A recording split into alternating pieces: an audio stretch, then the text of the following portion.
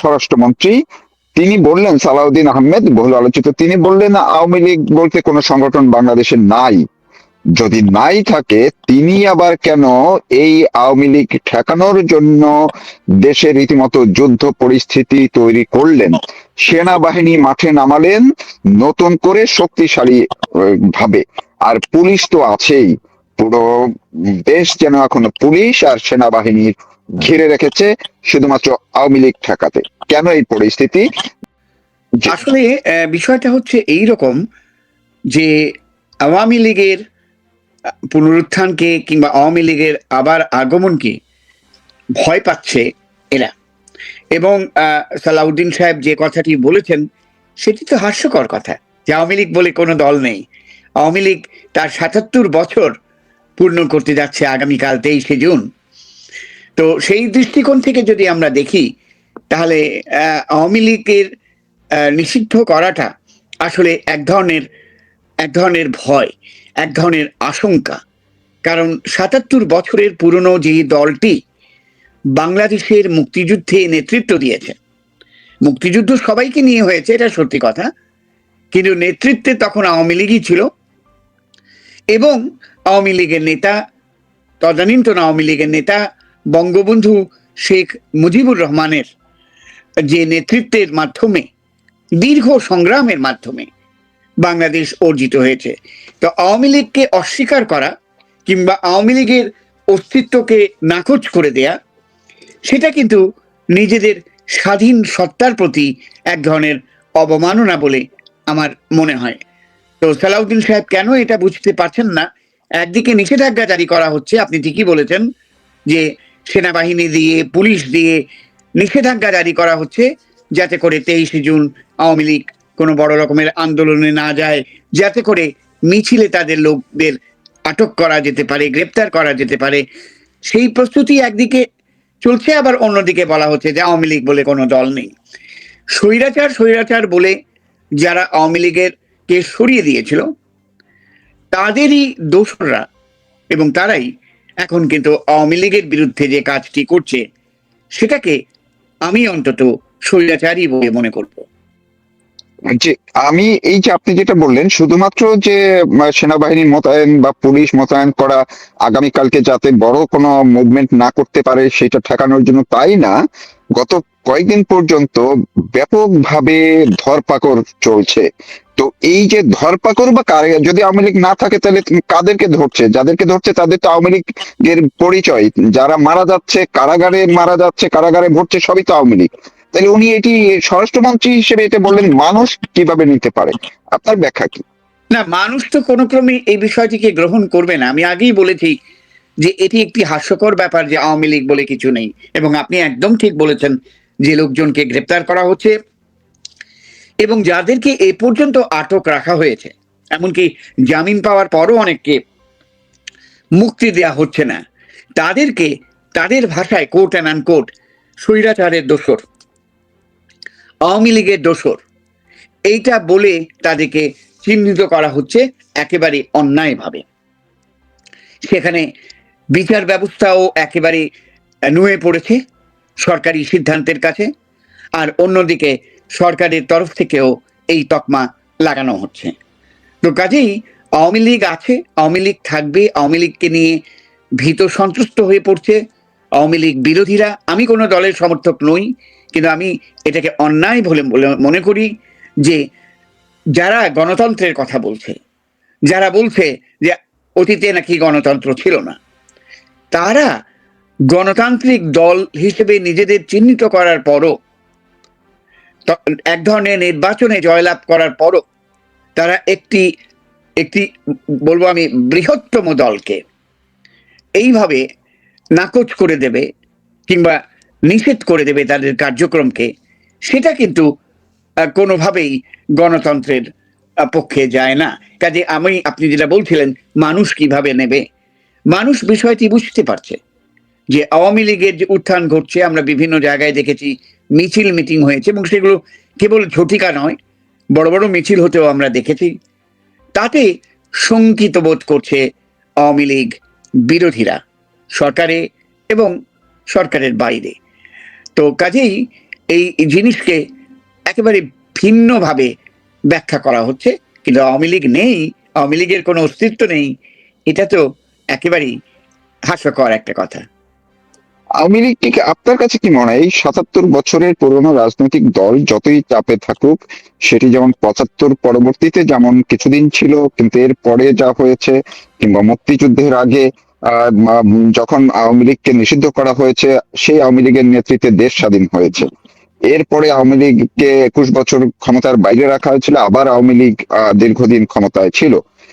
এই ক্ষেত্রে আওয়ামী লীগ আপনার যে আসলে যতই দমন পীড়নের মুখে পড়ুক, আওয়ামী লীগ আসলে ঘুরে দাঁড়াতে পারবে না, এইটা যে বিশ্বাস করে যারা, সেই বিশ্বাসের প্রতি আপনার মন্তব্যটা কি হবে?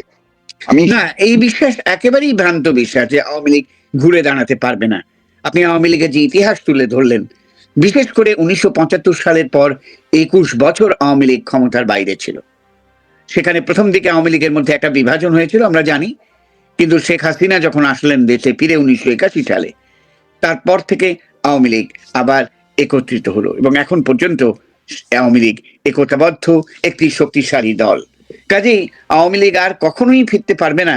যারা বলেন, তারা ইতিহাসের এই সত্যটি সম্পর্কে হয় জানেন না কিংবা অবজ্ঞা করেন। কাজেই আওয়ামী লীগকে এই সস্তা নিষেধাজ্ঞা জারি করে আওয়ামী লীগকে কিন্তু বঞ্চিত করা যাবে না। আরো একটি কথা বলি, কারণ অনেকেই হয়তো মনে করবেন যে না, তখন তো সেনাবাহিনীর কারণেই কেবল আওয়ামী লীগ সরে গিয়েছিল, এখন তো জনগণ আওয়ামী লীগের বিরুদ্ধে প্রতিবাদ করছে।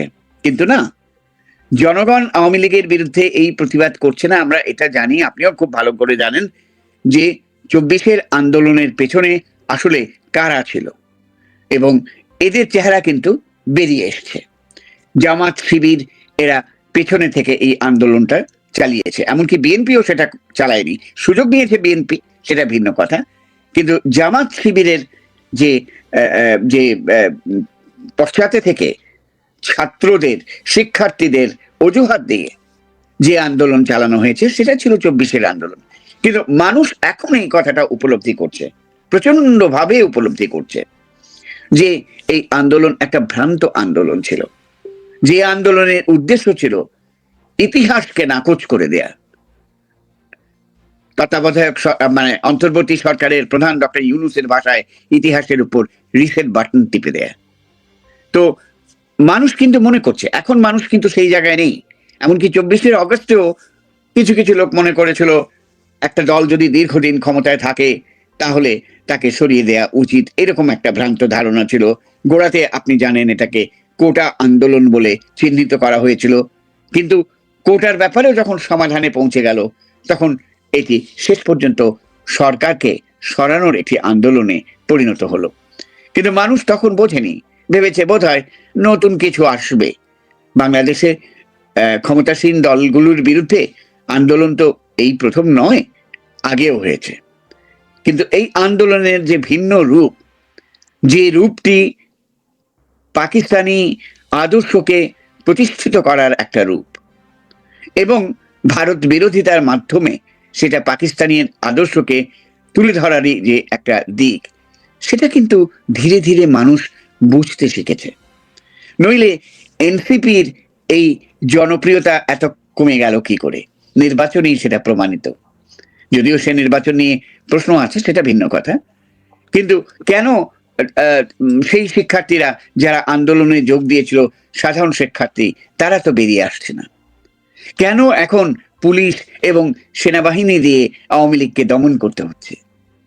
তো এর সবকিছুই উত্তর হলো এই যে পোকার স্বর্গে যারা বাস করে তারাই এটা মনে করে যে আওয়ামী লীগ ফিরে আসবে না, এবং আওয়ামী লীগ যে ফিরে আসবে এই ভয়টা তাদের মধ্যে ভীষণভাবে কাজ করছে। আমি একটু, আপনার তো দীর্ঘ জীবন, দীর্ঘকাল ধরে আপনার সাংবাদিকতার একটু পর্যবেক্ষণ জানতে চাচ্ছি।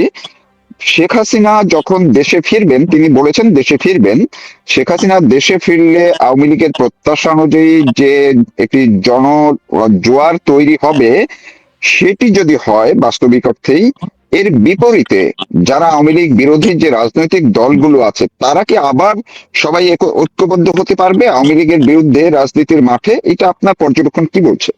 আমার মনে হয় তারা সেটা করতে ব্যর্থ হবে।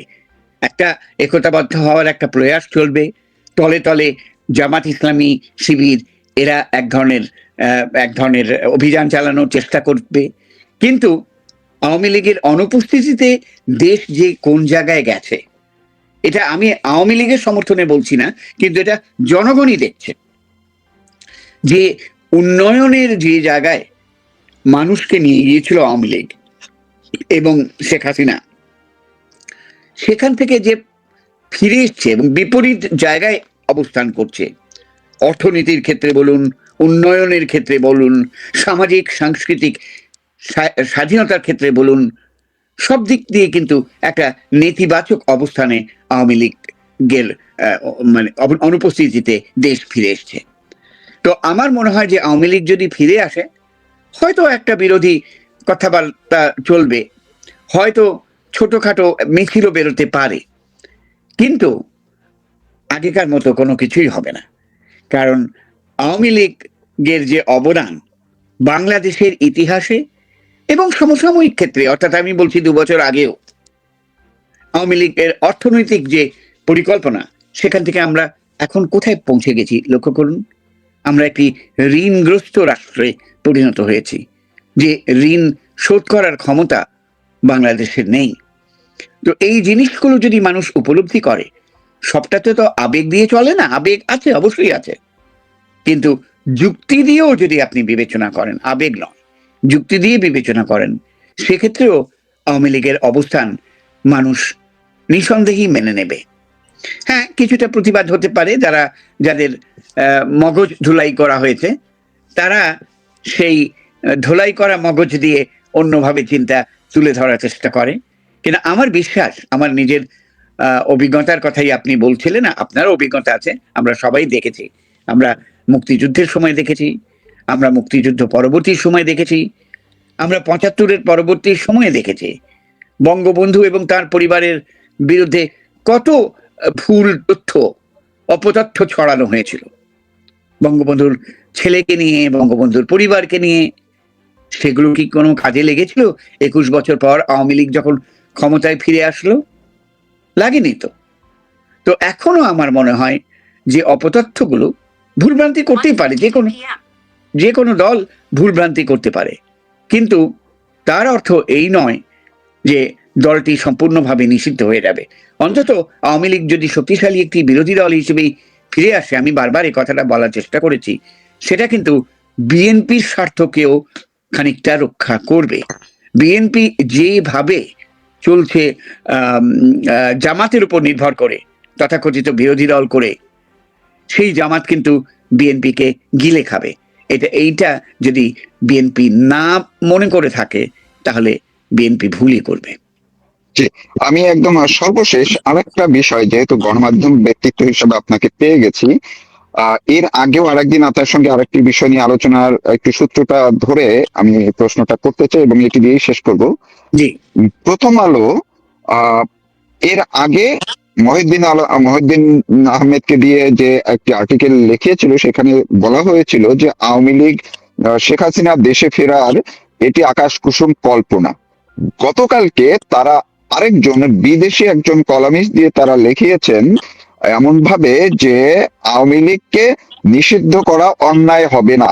তার মানে প্রথম আলো কি এখন একদম প্রকাশ্যেই সরকারকে এক ধরনের ইনসিস্ট করছে যে আওয়ামী লীগকে শুধু কার্যক্রম নিষিদ্ধ করলেই চলবে না, দল হিসেবে নিষিদ্ধ করতে হবে?